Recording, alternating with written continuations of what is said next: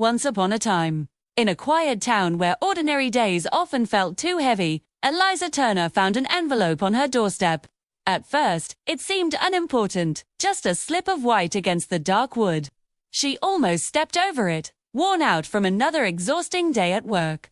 But something about the way her name was written stopped her cold.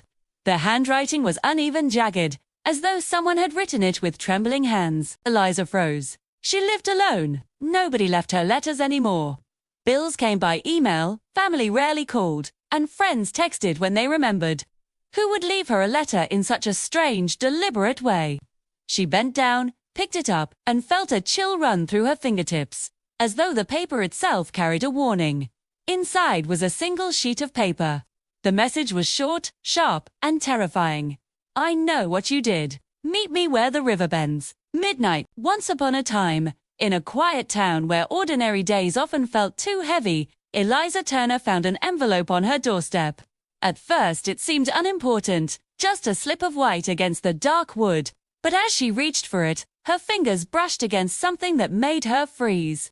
Shaky handwriting, like fingers trembling with cold or fear, had spelled out her name on the front. And when she opened it, a single sheet of paper fell into her lap. The words burned into her retinas. I know what you did. Meet me where the river bends. Midnight. Who was it? Who knew about what she'd done? And more importantly, why were they sending her this message now? Had they been watching her all along? The clock on the wall ticked with mocking regularity, each second echoing the frantic beat of Eliza's heart. As she read the note again and again, her mind raced. What had she done? What could this person possibly want with her? Memories flashed before her eyes, faces swam into view, but none held the answer she desperately sought. Midnight.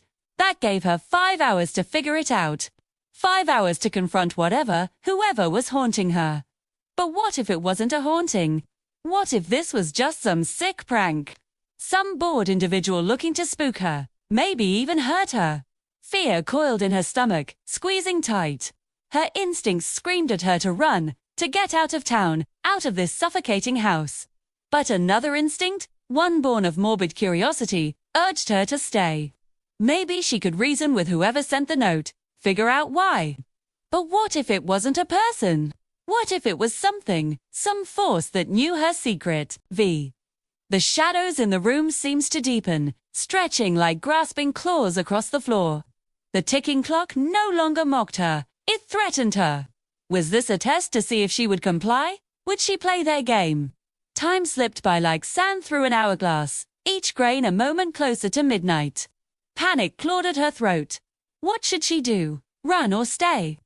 The choice, terrifying and momentous, hung in the balance. Eliza paced the length of her living room, back and forth, back and forth.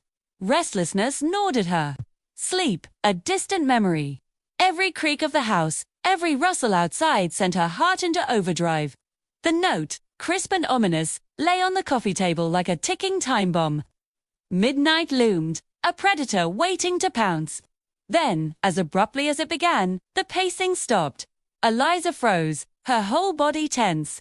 A new resolve had hardened her features. Whatever was out there, she was going to face it. She was going to meet this person at the river bend. Now that she'd decided to go, fear yielded to curiosity. What did this person want? Why had they waited so long to send the note? And who were they? Questions swelled in Eliza's head, chasing away the fear and doubt. This was her chance to uncover a mystery that had been plaguing her, a secret from her past that had refused to stay buried. Whoever was behind the note knew something she didn't. Something about the accident, about that fateful night. Maybe this person could help her understand, maybe even forgive her. At the stroke of midnight, Eliza found herself standing on the bank of the river, her face pale in the moonlight, her eyes wide and searching. The water flowed steadily, its surface a mirror to the star-studded sky. Where the river bends was a clearing she'd visited countless times as a child, a place of happy memories and laughter. Now it was a crime scene, a place of pain and regret. The sight of the river brought back a flood of memories, both joyous and sorrowful. She remembered picnics with her family, fishing trips with her father, and evenings spent watching the sunset with her friends. But those happy memories were overshadowed by the tragedy that had unfolded here years ago. The accident that had changed her life forever. She had always felt guilty about what happened that night, about the choices she'd made and the consequences that had followed. The riverbend had become a place of penance for her, a spot where she came to mourn not only the loss of her loved one, but also the fragments of her own soul that had been lost that night. Each step toward the clearing brought back a torrent of emotions, a maelstrom of grief, guilt, and despair. She could almost feel the presence of those she had lost, hear their voices whispering on the wind. The moon cast long, eerie shadows, making the trees look like twisted specters reaching out to grab her.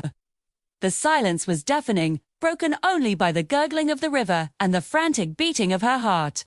The clearing was empty, or so it seemed. As she moved deeper into the clearing, she noticed a figure emerge from the shadows. Tall and slender, they stood out against the darkness like a dark angel. They were dressed in all black, their face partially hidden by the hood of their cloak. Their presence sent a shiver down Eliza's spine. Who were they? Were they real, or a figment of her fear-riddled imagination? Slowly, cautiously, she moved forward, her eyes never leaving the figure. The figure remained motionless, watching her with an intensity that made her uncomfortable. As Eliza got closer, she could make out the details of the figure's face. Their skin was pale, almost translucent, their eyes dark and fathomless. Their lips were thin and bloodless, pressed into a straight line. It was a face that seemed both familiar and strange, like a half-remembered dream. The figure took a step toward her, and Eliza instinctively took a step back. But there was nowhere to go. She was trapped in the middle of the clearing, surrounded by darkness and fear. The figure continued to approach, and Eliza could feel her heart pounding in her chest. What was happening? Who was this person, and what did they want? The figure was now close enough for Eliza to see the details of their clothes. They were old and tattered, like they had been through a lot. There was something about their appearance that Eliza couldn't quite put her finger on. It was like there was a darkness about them, a sadness that seemed to seep into her bones. Eliza stood frozen, the letter fluttering to the ground around her feet like a fallen leaf. The words danced before her eyes, mocking, taunting. Midnight. She had defied the summons, hoping to outrun whatever lurked in the shadows of her past. But now it seemed fate had brought it right to her doorstep. As the first tendrils of sunlight crept over the horizon, painting the sky with hues of rose and gold, Eliza found herself at the riverbend. The clearing was bathed in an ethereal glow, the air heavy with anticipation. She could feel the weight of the note in her pocket like a stone, grounding her to the moment. The river flowed serenely, oblivious to the turmoil in her heart. Its surface mirrored the sky, a canvas of endless possibilities and hidden depths. Suddenly, a twig snapped behind her, sharp and clear in the stillness. Eliza whirled around, her heart hammering against her ribs like a captive bird. But there was nothing there, only the rustling leaves and the watchful trees. Had she imagined it? Was her fear playing tricks on her? Or was something watching her from the darkness? Then she heard a sound that sent a chill down her spine. Footsteps, heavy, measured steps coming closer. She could feel the dread coiling in her stomach, squeezing tight.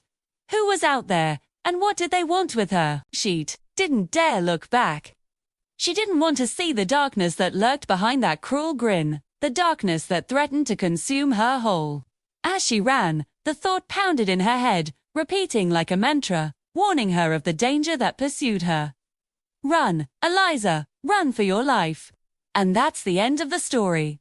We hope you enjoyed it.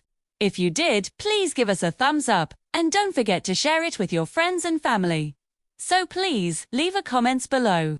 Please click the subscribe button so you won't miss any of our new stories. Thank you for watching.